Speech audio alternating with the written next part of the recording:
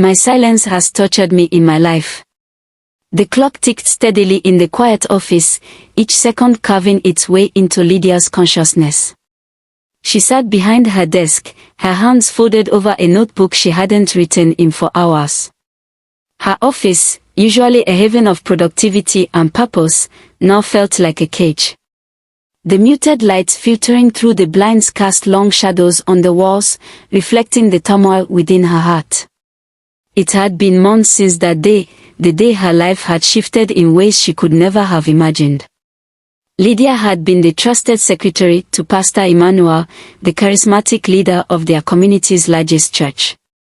His sermons brought hope to the hopeless, and his presence was a beacon of guidance to many. But to Lydia, he had become a figure of unspeakable betrayal. The memory replayed in her mind, vivid and unrelenting. It had started as an ordinary day. Pastor Emmanuel had called her into his office to discuss upcoming church events. She had stepped inside, armed with her notebook and pen, ready to jot down his instructions. The door clicked shut behind her. At first, his tone was friendly, as it always was. He spoke of the church's growing congregation, the new programs they were planning, and the funds they needed to raise. But then his demeanor changed.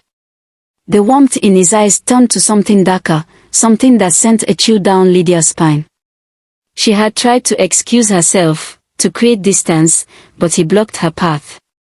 His words became a blur as fear took hold of her. The room seemed to shrink, the walls pressing in as he advanced. She remembered the smell of his cologne, the weight of his hands, and the sound of her own voice, pleading, protesting, breaking. Afterward, Lydia had sat on the floor of her office, her body trembling and her mind in disarray. She couldn't process what had just happened. Pastor Emmanuel had left without a word, his footsteps echoing down the hallway. The silence that followed was deafening. Days turned into weeks, and Lydia buried the memory deep within her. She continued to go to work, putting on a brave face for the world. But the cracks in her facade grew wider with each passing day. The nausea, the fatigue, the missed periods, all signs pointing to a truth she wasn't ready to confront. When the test confirmed her suspicions, Lydia's world came crashing down. She was pregnant. The weight of that reality pressed down on her like a boulder, suffocating and unrelenting. She didn't know how to tell anyone, least of all Pastor Emmanuel. When she finally summoned the courage to confront him, his reaction was as cold as it was calculating. He denied her claims outright, accusing her of trying to ruin his reputation. "Do you know what this could do to the church?" he had hissed, his voice low and menacing. "Think carefully about what you're saying." But Lydia stood her ground. She demanded that he take responsibility, not just for her, but for the life growing inside her. It was then that he proposed the unthinkable. "You need to take care of it," he said, his tone devoid of empathy. "This can't get out." Lydia's heart broke all over again. The man she had once respected and admired now stood before her, a stranger cloaked in hypocrisy. She felt trapped, caught between her faith and her sense of justice, between her love for the church and her need for the truth to be known. The days that followed were a blur of emotions. Lydia wrestled with guilt, shame, anger, and sorrow. She prayed for guidance, for strength, for clarity. Her faith had always been her anchor, but now it felt like the very thing pulling her under.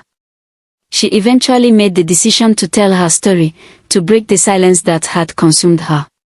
It wasn't easy. The backlash was immediate and harsh. People she had known her entire life turned against her, accusing her of lying, of seeking attention, of trying to destroy a good man.